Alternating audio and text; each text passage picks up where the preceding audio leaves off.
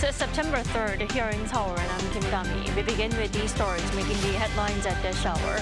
Starting with the government's plan for emergency medical care during the Chuseok holiday. Military and public health doctors will be deployed to hospital emergency rooms during the upcoming national holiday period to make sure there are no disruptions in emergency care caused by the prolonged walkout by junior doctors. The 22nd National Assembly held a much-belated opening ceremony on Monday, where lawmakers vowed to prioritize people's livelihoods over anything else.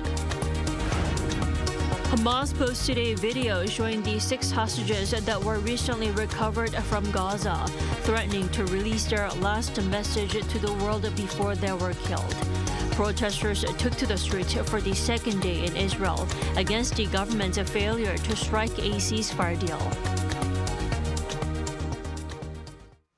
The South Korean government is taming public concerns over the absence of junior doctors during the upcoming Chuseok holiday.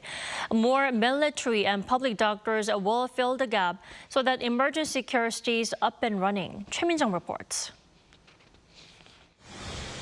Around 6 months since the mass resignation of resident doctors, public concern is mounting over the country's emergency care system. With the lack of personnel in emergency units, the government has decided to deploy military doctors to fill the gaps. We'll deploy replacement personnel, including military doctors and public health doctors, as soon as possible. On Wednesday, a total of 15 military doctors will be deployed to medical institutions with limited emergency care.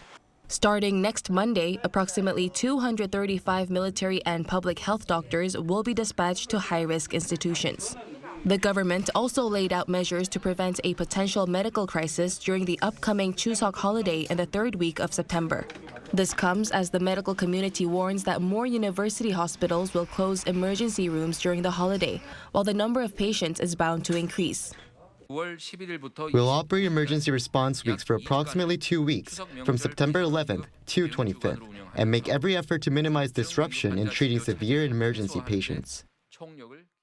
The lack of personnel has caused university hospitals to suspend the running of emergency rooms during the night and on holidays, causing concern that people will not receive proper emergency treatment. According to the Health Ministry, however, 99% of the emergency rooms are still operating 24 hours a day, while around 6% are operating with a reduced number of beds. The total number of doctors working in emergency rooms is a little over 74% of the average. Monday's briefing was the government's first daily briefing held to provide the public with up-to-date details on emergency care. Choi Min-jung, Arirang News. The opening of the 22nd National Assembly was officially celebrated on Monday, which has been long overdue. Lawmakers vowed to fulfill their duties for the people. Our correspondent Lee Si-hu has the details. On Monday, the 22nd National Assembly officially celebrated its opening, over 3 months into its term, and 300 lawmakers were finally sworn in. 국회의원의 직무를 양심에 따라 성실히 수행할 것을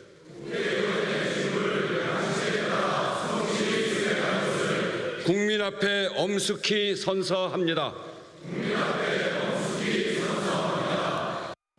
Speaker Woo Won-sik delivered celebratory remarks and said he hoped the event would serve as an opportunity for representatives to reflect on the past 3 months and also recollect their determination in working for the people. National Assembly will do all it can to achieve its mission to protect the people and move forward into the future. Woo vowed that rival lawmakers would work together to tackle immediate pending issues, such as surging deepfake sexual exploitation cases and the worsening of extreme weather conditions.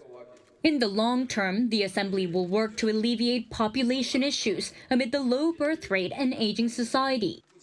The ceremony was initially scheduled for early July, but was postponed amid bickering between the rival parties over pending issues. Monday's event marks the longest wait for an opening ceremony since a constitutional amendment in 1987 that consolidated democracy in the country. Meanwhile, President Yoon Suk-yeol did not attend the ceremony, as according to an official at the presidential office, he awaits the normalization of parliament where opposition lawmakers have been unilaterally pushing for certain bills, calling for a special prosecutor and the impeachment of nominated officials. Prime Minister Han Duck-soo, along with other key members of the cabinet, attended the ceremony. Also invited were people from all walks of life, including small business owners, scientists, firefighters, medical workers, and the descendants of ethnic Koreans who resided in former Soviet Union states in Central Asia. Monday also marked the beginning of the Assembly's first 100-day regular session. Coming up first in this are speeches by rival bloc leaders, questioning of government officials, and further potential bipartisan negotiations on livelihood bills, as the lawmakers prepare for an inspection of government ministries and departments next month. Lee Si-hoo, Arirang News.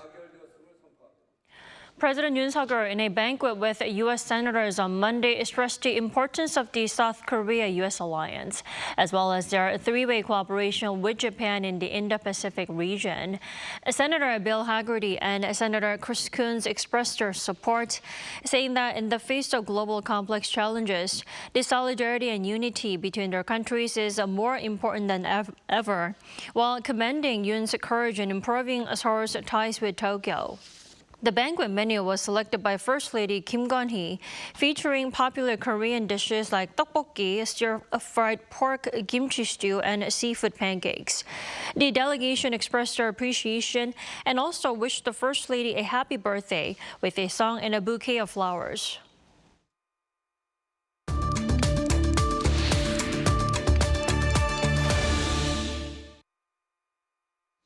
South Korea is hiring foreign domestic workers for the first time. 100 domestic helpers from the Philippines are beginning a 6-month pilot program starting today. We're joined by Professor Oh Jun-seok this morning. Welcome back, Professor Oh.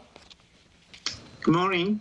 So the government has decided to adopt this type of employment amid a shortage of local caregivers due to the country's aging population and also the burden of raising children on parents.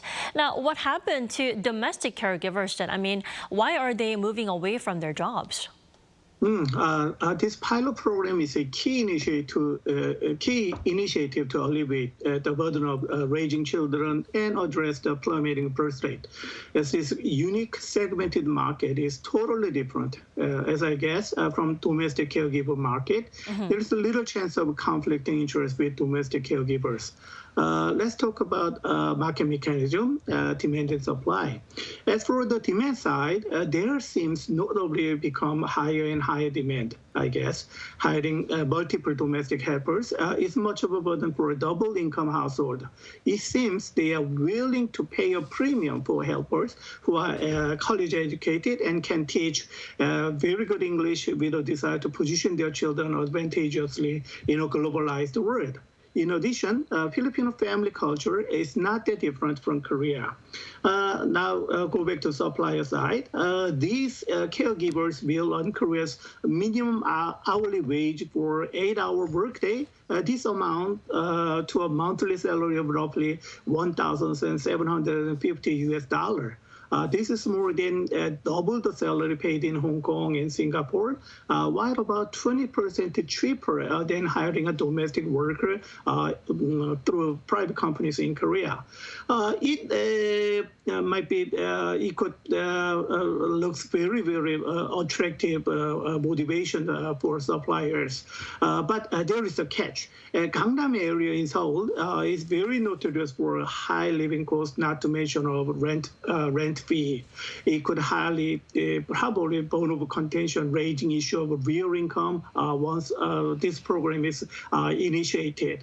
And then a job description or caregiver could be potential matter of concern as well. While these Filipino workers are primarily tasked with child care, including jobs like bottle feeding, preparing baby food, bathing, and they may also take on certain incident household chores for a family, which might be taken for granted in Korean culture. But this could spark a dispute and worsen social, political, and even legal tension over the scope of additional chores related to child care. Well, Professor Oh, so the ability to speak English and similar cultures to South Korea, these are what make Filipino caregivers attractive. But why Philippines out of all the other countries? On August 6th, 100 Filipino domestic workers arrived in Korea as part of the pilot program, modeled after similar initiative in Hong Kong and Singapore. Due to proximity out of 10 ASEAN countries, when you ask why the Philippines, I could say definitely yes for a labor cost, yes for enough supply, and big yes again, for the ability to speak English. There is a notable expectation among applicants for English language education to be included as part of the care service. Now, change the question a little bit. If you will ask why not Malaysia or Indonesia, there are lots of young educated workforce there in Malaysia or Indonesia, equipped with good commands of English. We could easily answer to this question. The answer is definitely no, because of different religion and different culture. Most of them are Muslims or Hindus, not that familiar with exotic Muslim culture, thinking about providing halal food and then religious attires and then prayer time and providing prayer room. You could possibly expect parents in Korea might be worried about their influence on their children in their earlier times. Then what about Thailand then? It could be a potential competitor of the Philippines, but from an aging to an aged society, Thailand is also getting old before it gets rich. As of 2023, more than 20% of the Thai population were aged 60 or over, thus qualifying the country as an aged society, exactly like Korea. So the aged society of Thailand, much a lot like Korea, will open up new business opportunity in areas as diverse as healthcare, real estate, food, lifestyle, electronics, and digital technologies, which could draw attention from the young startups trying to build up their business network for a new industry sector of a seniority market. In this respect, the Philippines has the edge. Well, Professor Oh, I do have to point out the general opinion about these helpers among many South Koreans is that it's still too expensive. Is there any way that the system can become more affordable and more accessible to more parents here in the country? Yes, definitely. It might be considered as expensive, but it is true the future direction of the policy might be divided now. Some criticize the policy that only benefit a selected few. Others argue that the wage level should be lowered so that middle class can also afford to use the service, as you mentioned. Sarcastic comments are widespread. Why should taxpayers support foreign caregivers? Only the wealthy people can afford. And if wages for foreign workers are lowered, it could lead to a decrease in wages for domestic care workers as well. The government take a stance of providing public services and something like supplying water and subway services. Thus, price control as policy measure, it might be the top priority as a policy concern. But this might be very, very vulnerable to conflict with constitution or international standard and domestic law as well. From the point of economics, reducing wages could make it more difficult to secure workers, as foreign domestic workers have many other options once they get into Korea. The issue Korea must consider is not controlling the price, but securing enough qualified workers, noting that other advanced countries also face a shortage of care workers. Why? Based on rationality of market demand and supply, price will keep adjusting to the balance. focusing solely on the immediate benefit of a lower cost could lead to a very significant long-term harm, harder and harder to get qualified workers. It could give signal to devalue the entire care market. To be sustainable, I might say within the framework of a free will, we know free of contract and there is a free from contract. We must find a balanced system rather than to find the affordable system. Alrighty, Professor, thank you so much for sharing your insight with us this morning. We appreciate it. Thank you for having me.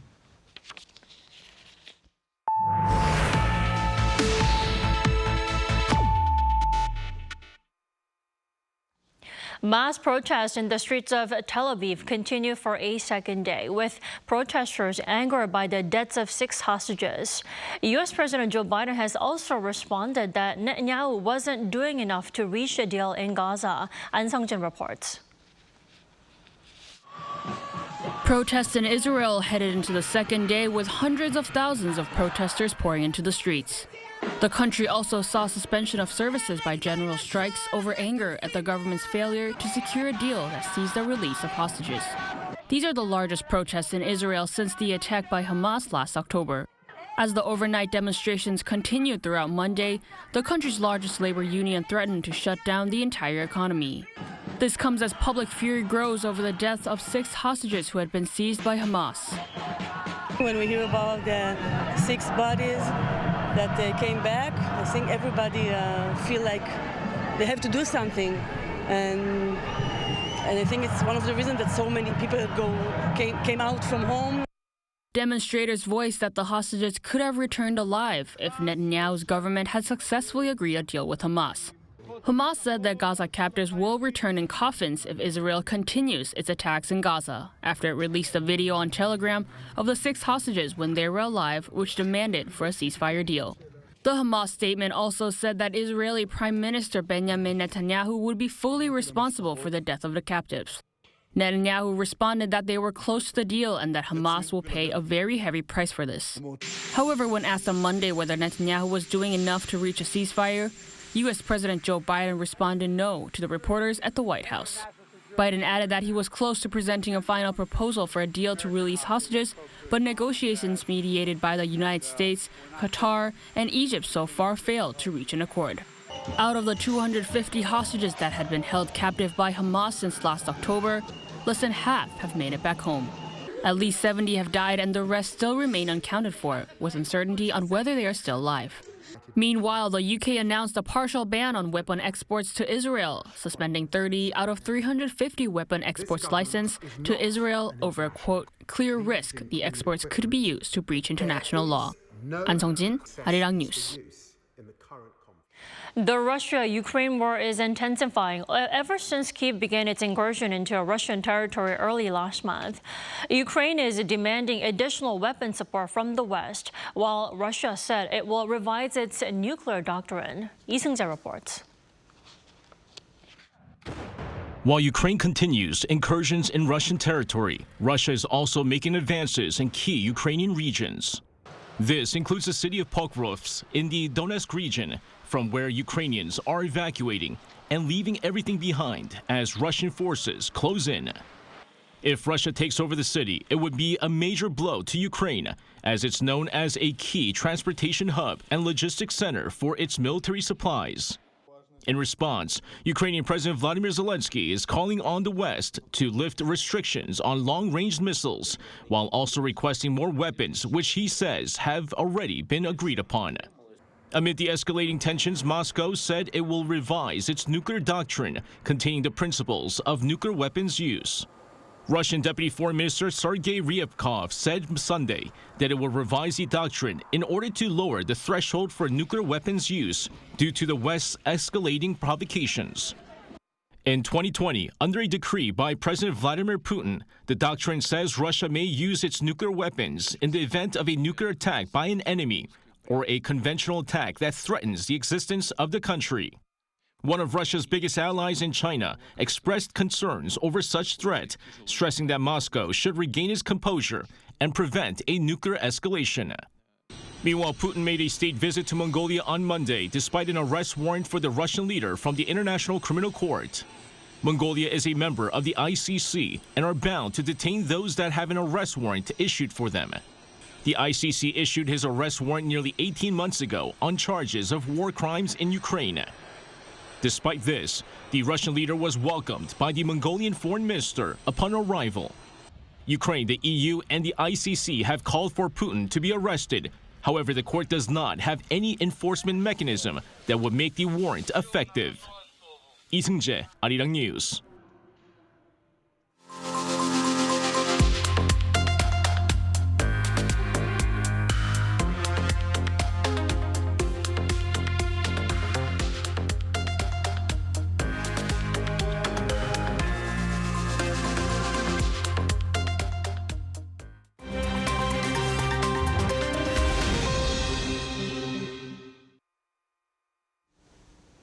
Good morning, I'm Yoon Se-young, and this is The World Now. We start off in the U.S., where the presidential campaign is heating up. In an interview with Fox News, former President Donald Trump accused Vice President Kamala Harris of mistreating former Vice President Mike Pence. Trump's remarks came as he called Harris an unpleasant person and criticized the way she treats others. The interview also touched on Harris' questioning of Brett Kavanaugh during his 2018 Senate confirmation hearings after Trump nominated him to the U.S. Supreme Court.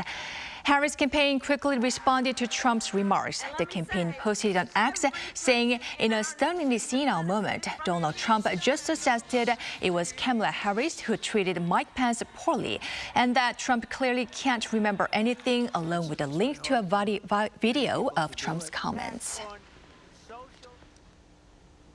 The U.S. Department of Justice said Monday that a plane used by Venezuelan President Nicolas Maduro had been seized and flown from the Dominican Republic to Florida after it was determined that the purchase of the aircraft violated American sanctions.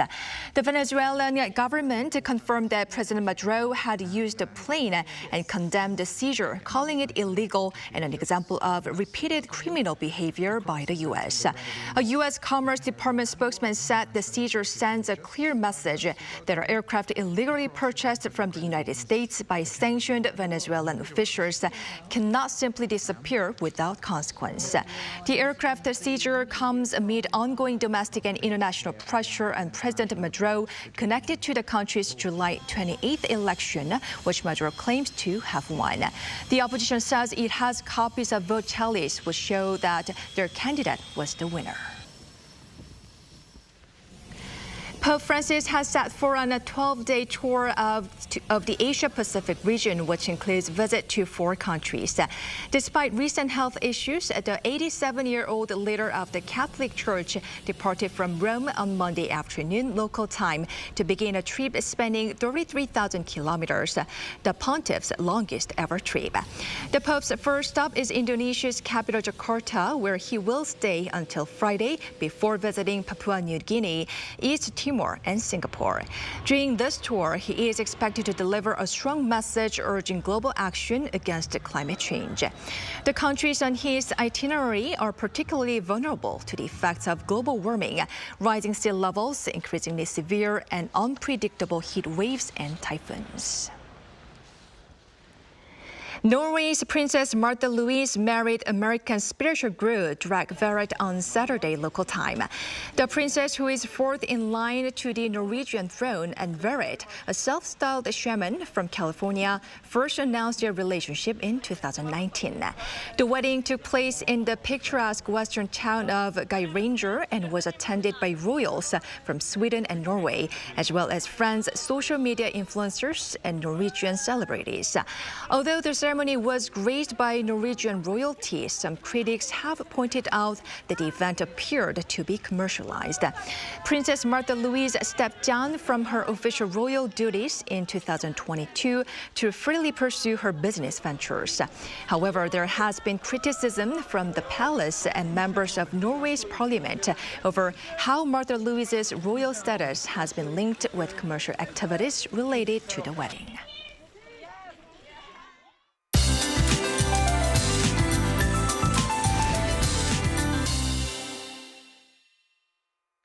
Good Good morning. What a pleasant, breezy weather we had yesterday in the capital area, but temperatures jump right back to the 30s again with morning sunshine. In fact, central regions and Jeollado provinces will see highs going 1 to 5 degrees higher this afternoon. But it's nice to see most of the heat alerts being lifted this morning. Meanwhile, southern parts of Korea and Jeju will see on and off rain, with Jeju seeing up to 40 millimeters. The rest of the south will see 5 to 20. But the heat stays in Jeju with an expected high of 32 degrees. Seoul, Daejeon, Gwangju will be topping out at 31. Cloudy skies for most regions except Busan and nearby areas today. And those on Jeju need to keep an umbrella handy through Thursday. There will be slight heat relief on Thursday with rain in the forecast for central parts of Korea. But afternoon heat continues until Sunday. That's Korea for you. Here's a look at the international weather conditions.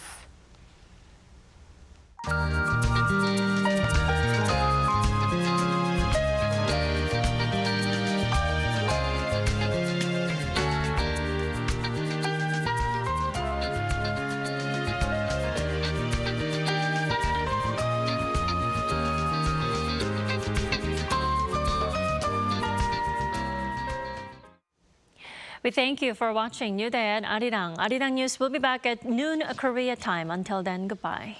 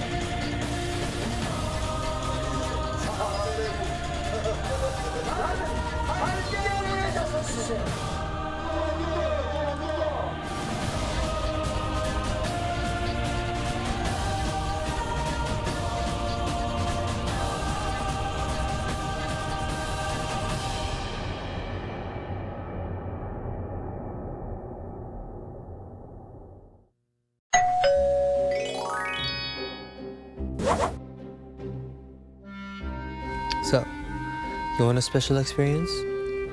What? Travel? Meet K-pop stars? Wow! Okay, tell me, who do you like? Of course I know them. Here's a tip. You can travel and meet K-pop stars. What? You don't trust me? Who do you take me for? Okay, come close. Closer. Simply K-pop contour. No need to thank me.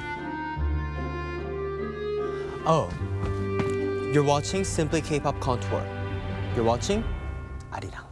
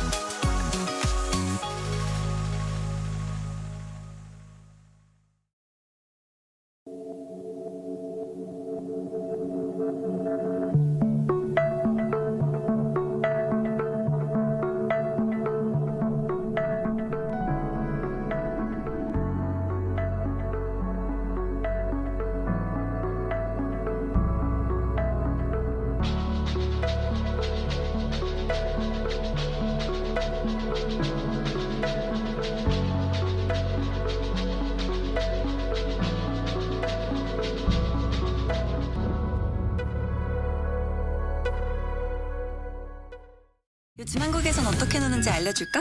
한국에선 아이돌이 되어볼수록 인생 번호를 찾을 수도 있지. 제일 핫한 포토 스팟은 여기.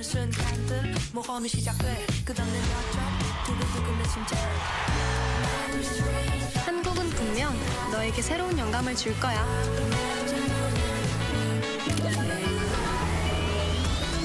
이런 한국, 와보지 않고는 모를걸? 진짜 한국에선 어떻게 먹는지 알려줄까? K-바비큐? 신김치랑 먹어야지. 치킨? 치맥 페스티벌은 처음이지? 김치? 종류만큼 먹는 법도 가지각색. 김밥? 시장에선, 산에선, 바다에선 이렇게. 국밥? 취향 따라, 입맛 따라. 이런 한국, 와보지 않고는 모를걸?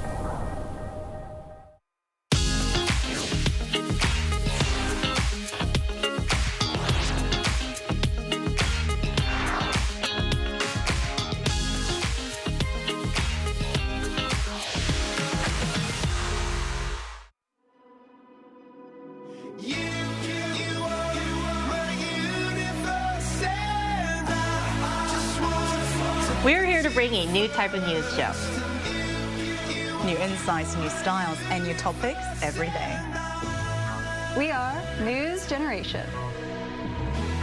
Bring news just for you. It's Tuesday, September 3rd here in Seoul. I'm Song Yujin, and this is News Generation. Today, we're joined by Cheska Dainho. Happy Tuesday, everyone. Happy Tuesday. Woohoo! And Brooke Prince. Hello, nice to be here. Lovely to have you. Now, both are here to speak on behalf of those in their 20s and 30s.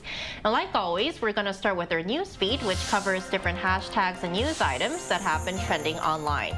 We start with American food manufacturing company Heinz's newly launched canned spaghetti carbonara. While the company's meals director hailed the product as the perfect solution for a quick and satisfying meal at home, Italian cooks expressed outrage over the product, calling it horrendous and accusing it of destroying Italian culture and cuisine, with one even comparing it to cat food. Now, back here in the country, confectionery companies are stepping up to ease the financial burden on consumers by reducing prices. Orion, one of the largest players in the market, has announced additional discounts on products that haven't seen a price hike in over a decade. Meanwhile, Hete is set to lower the prices of its biscuit products by an average of 6.7% starting next Monday. Eyes are on whether more companies will join this trend and offer similar price cuts. Finally, we stay in Korea and wrap up with a story from a recent video on the Seoul Metropolitan Police Agency's official YouTube channel that has captured the public's attention. The video, a surveillance camera footage, shows a man cycling past the Mapo-daegu Bridge who suddenly snatched a bag belonging to a woman who was about to jump off the bridge. A police car arrived after receiving a report about someone attempting to jump and immediately chased after the thief. However, he managed to slip away into a narrow alley.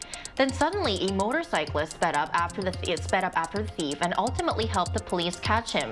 The suspect has since been taken into custody while the woman was safely rescued by emergency workers. So here in the studio, I want to ask you guys, this is a very interesting and attention-grabbing video. What are your thoughts on this hero and also the thief? Well, I was definitely on the edge of my seat looking into the story and watching that video all over again. It really illustrates the two opposite ends of the spectrum when it comes to human nature, right? You have the person who was willing to take advantage of someone at their lowest point in life, and then you have a person who, out of the goodness of his heart, just wanted to help. So I found myself, when I was watching the video, going from being just really disgusted and disappointed by the actions of the suspect to very touched and impressed by the actions of this heroic motorcyclist. I think a lot of people in these situations, it's like the bystander effect. They think, oh, well, the police will take care of it, it'll be fine. Or perhaps they're worried about their own safety because, like the motorcyclist said in his interview afterward, he didn't know what kind of crime this man committed, but he figured since he was running, he must have done something wrong. But he didn't know, so he could have been violent, and so he risked his own life to intervene and help, and I think that kind of bravery deserves a lot of recognition. Right, especially in this immediate and urgent situation, it's really hard for people to actually have the courage and step in and help the police to actually chase the thief. So a clap and applaud to the heroic actions of the motorcycle rider. Now, what are your thoughts on this footage, Cheska? You know, I was most certainly impressed by the courageous act of the rider, as Brooke talked about, that intervened. And yes, as a police officer, their commitment and, you know, drive and dedication to their job is incredibly laudable. But the cyclist, I think, for him to step in, I think was another layer of act of courage without knowing what he was getting involved in. And it was out of his duty, right? And even more so, I'm truly glad they were able to rescue the woman who was trying to commit suicide. I think that sort of all the things that happened, kind of that's the perfect knot. Right. It was a happy ending. Right, it was a happy ending. All around happy ending. Right. And meanwhile, the motorcycle rider received the certificate of commendation from the Seoul Mapo police station for his brave actions. And that was our news feed for this Tuesday. So we're now going to move on to our main discussion of the day by taking a look at the screen. Animals have always held a special place in our hearts. From our loyal companions at home to the majestic creatures that symbolize strength, courage, and wisdom, they've become a part of our everyday lives. But recently, a fascinating trend has been on the rise in Korea. These furry, feathered, and sometimes scaly friends are becoming mascots of not just sports teams, but of universities, police stations, fire stations, and even corporate offices. Right. I guess some of our viewers might have wondered why we did this horseback riding motion when we started our episode today. That's because we're going to talk about animals. So we're going to start our discussion today with a really light question. I think I already know the answer to this question, but I'm going to ask it anyways. Do you guys like animals, and do you encounter animals often in your daily lives? I think the proper question is, do you love animals? Love animals. And as we did the motion in the beginning, for me, they are horses, obviously. As I proudly demonstrated during the episodes of the Q-Rings, it was a nickname given to me a while back, and I grew up in New Zealand. So I saw a lot of sheep and horses, so I'm very close to them. And I ride as much as I can, travel specifically to ride. But the more important thing is, I think animals teach more about you than about how you interact with them. So they taught me a lot about life and leadership, so they're definitely my spirit animals. Right, so Cheska loves horses. Yes. And if you're a regular viewer of Newsgen, you will know that I have a cute puppy named Ambi. She appeared via VCR several times on Newsgen. So I'm an animal lover as well. And I know that Brooke is also a huge fan of animals, right? I am. As a proud cat mom, I am definitely an animal lover. I talk about my cat often. His name is Daffy. And he's turning 13 this year, so I actually brought him with me to Korea. But the story of how I got him is kind of a sad one. I saw that someone posted online that they were going to leave a box of kittens on the side of the road. And so I immediately got in my car and drove to the location, and thankfully there were more cars that showed up than there were kittens in the box. So every single kitten went to a good home, including Daffy, but he was separated from his mom the same day that he was born, so he required a lot of special care, and I think that's why we have such a strong bond. But he's far from the only animal I've had in my life. Like Cheska, I also love horses. I've been riding since I was little. We also had hamsters, dogs, turtles, you name it, I've probably raised it. So needless to say, I am an animal lover, and I'm very excited about our topic today. Right, so all of us are animal lovers, so I think we're kind of like the perfect group or combination to talk about this topic today. Diverse array of animals. Right, and going a bit deeper, another reason why we chose to talk about this topic is because we're also seeing not only an increase in pets here in Korea, but more animals becoming mascots that symbolize certain regions or institutions across the country. So could you give us some examples, Cheska? Yeah, absolutely. For those of you that love dogs, for Korea, we have 삽salge along with Jindo, which is listed as one of the national treasure. And this proud cutie actually works with the officers in Dokdo Island of South Korea. And since 1992, every 2 years, they would dispatch 삽salge to Dokdo. And it's quite meaningful, if you think about it, to have a national treasure, guard dog, actually protect one of the most historically disputed region in the history, so Dokdo Island. And just like the White House had dogs, so did the Blue House before it became a public property, the so-called first dogs. And even back in 2018, North Korea gifted South Korea 풍산개 as a symbol of good faith. Right. And apparently a few years back, a stray cat walked into the Blue House and sort of grabbed the attention of many officers and people that were coming and kind of became a mascot and was nicknamed 흑임자 for its like black spots, which basically means black seed powder. So cute. So there have been definitely many examples of animals being a mascot here in South Korea. Right, and besides what Cheska mentioned, we're actually seeing more mascot animals in the institutions or places that we visit on a daily basis, right, Brooke? That's right. There are many different mascots that you can find in Korea, frequenting places like college campuses, cafes, or even police stations. Now, starting with cafes, this is a picture of my friend and I at the Cafe 413 project in Yeoksam. And as you can see, we've got a little friend. So this cafe has two famous mascots that are always waiting out front. They're like a little welcome committee, a welcome cat committee, if you will. And it's almost like they know that this is the photo zone, right? They're always sunbathing, just waiting there to pose with you.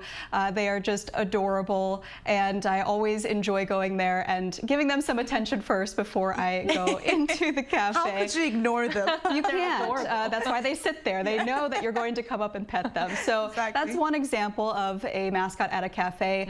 In terms of other places, let's go to police stations. So a search and rescue dog named Yak from the Busan Metropolitan Police Agency recently received a plaque of merit for his contributions to several notable cases, including one recently where he helped to locate an elderly man with dementia after he'd gone missing for 6 days in the heat wave. So very good work there. Now, Yak has been dispatched 41 times in the last 3 years, and he is the first police search and rescue dog to receive a plaque of merit. So congratulations to Yak. Of course, he is a dog, so a plaque probably isn't that appealing. So they did get him a specially made cake and also his favorite duck jerky. That's the best gift for him. That's the best gift, right? In terms of other famous mascots, there's also Junyangi from the Seoul Jungnang Police Station and Noyangi at the Seoul Nowon Police Station, very cutely named. And these are widely known amongst the police officers and civilians. Essentially what they do is they all band together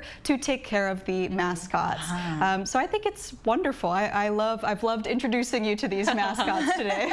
Right, so our panelists introduced various examples of animals serving as mascots or symbols of certain areas or institutions. Now, there must be a reason why we're seeing a rise in these mascot animals. Could you guys briefly tell our viewers what are some positive aspects, and also there is negative aspects to everything, so having these animals as mascots or symbols? Yeah, I mean, I think the positive aspect is pretty much the first reaction that we had when we saw these cute animals. Adorable. We just love them. The friendly image aspect, obviously. It lowers the hurdle for some people to approach, and it sometimes becomes an incentive for people to learn more about the organization. Just to give you an example, when I was preparing for our episode today, I did some research, and there was this video about the daily life of canine working in like special forces. And because I just wanted to learn more about the dog, I actually indirectly learned a lot more about police work and like the field work as you're following this cute dog around. So it also can be quite touching when they take on stray animals, like Brooke mentioned, and becomes an unintentional mascot. However, there are some very sad and unfortunate cases as well. It was reported about 4 months ago, people abuse these animals for the sake of popularity or just out of pure malice. And there is a goose called 건구스, which is a mascot for Konkuk University.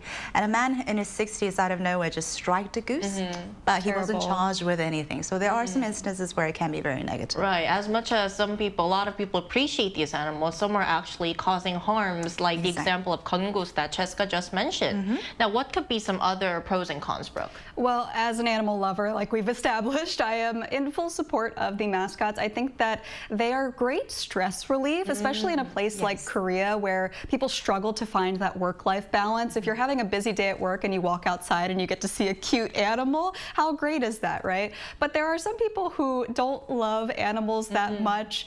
They might have phobias or allergies. My grandmother, for example, she is so afraid of cats that if she even sees one on the TV screen, she will run screaming from the room.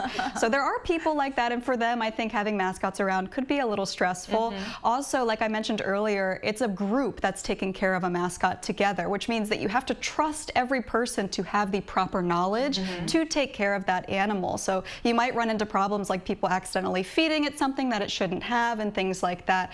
So those are some of the pros and cons, but I think overall mascots are a great thing. Right.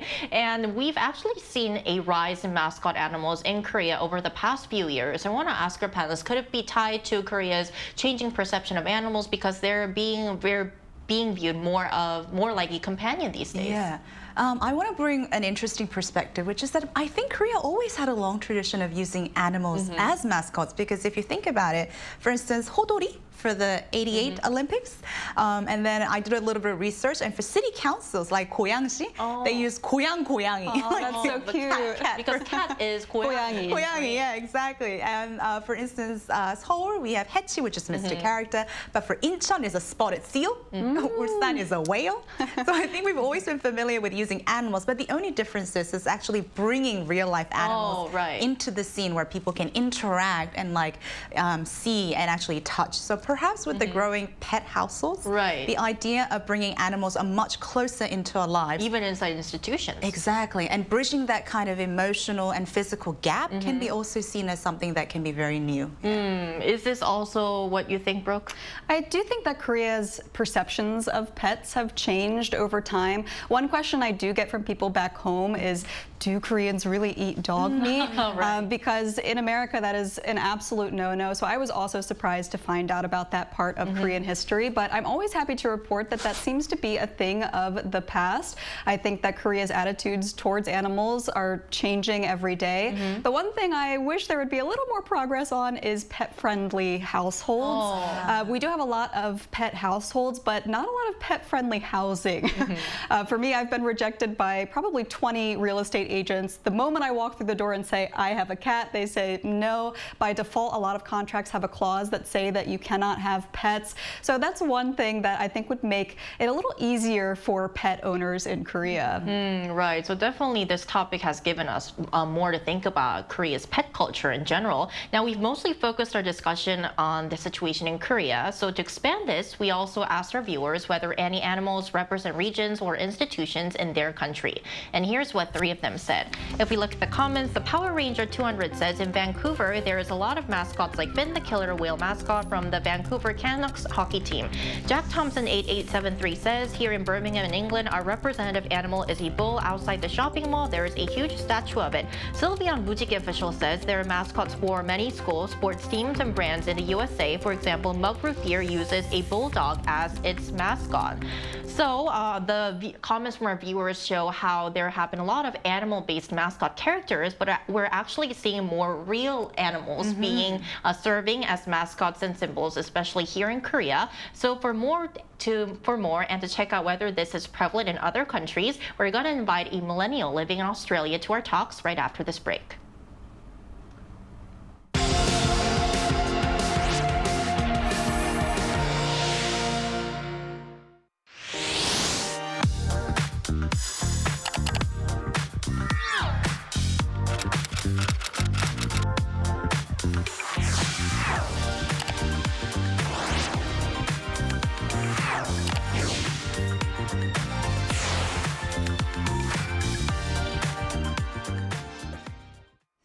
Right, so today we're joined by Alexandra Phiem, a millennial living in Australia, and she's also brought her dog Waffle for our interview today. Welcome, Alexandra and Waffle, to the show. Hello. Thank you for having us. It's a pleasure. Thank you for joining, both of you. So our first question for you, Alexandra, is are there any animals in Australia that serves as mascots for schools, local institutions, or community organizations? Oh, we have mascots for everything. And usually in Australia, they are like Australian animals. So we have a lot of Australian flora and fauna that makes us so unique. So you'll find kangaroos, echidnas, platypus.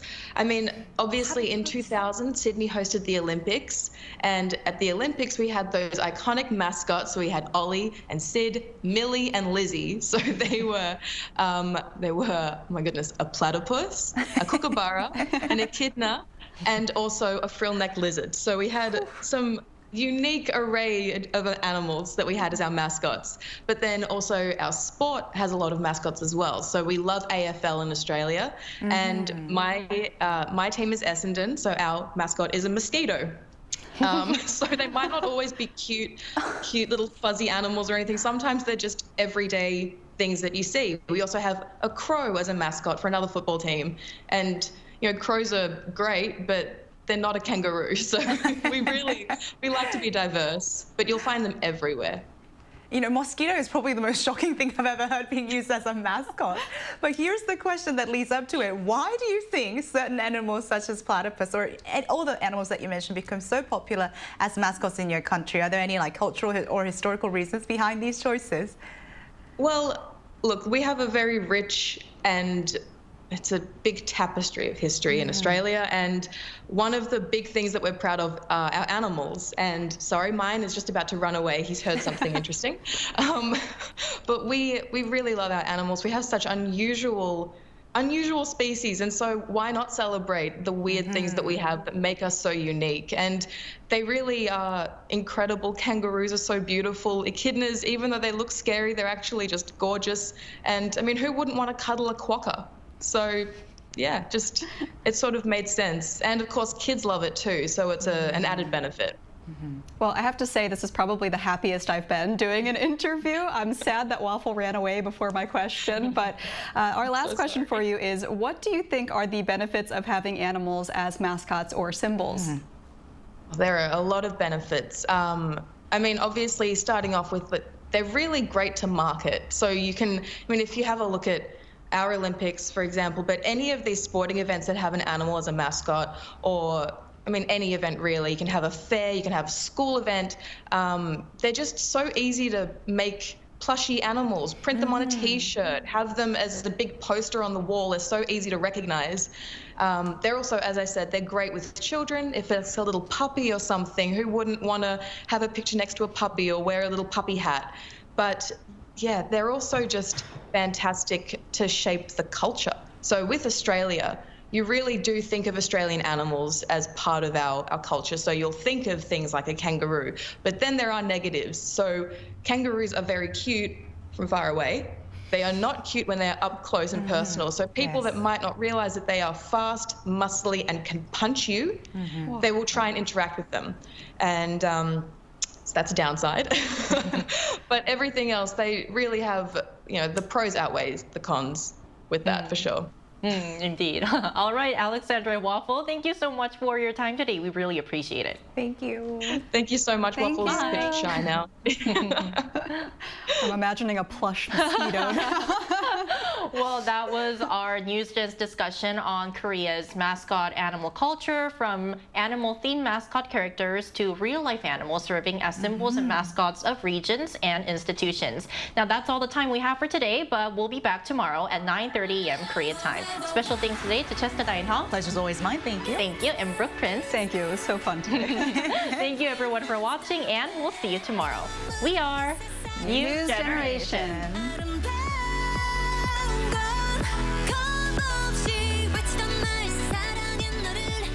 요즘 한국에선 어떻게 노는지 알려줄까? 한국에선 아이돌이 되어볼 수도, 인생 거절을 찾을 수도 있지. 제일 핫한 포토 스팟은 여기.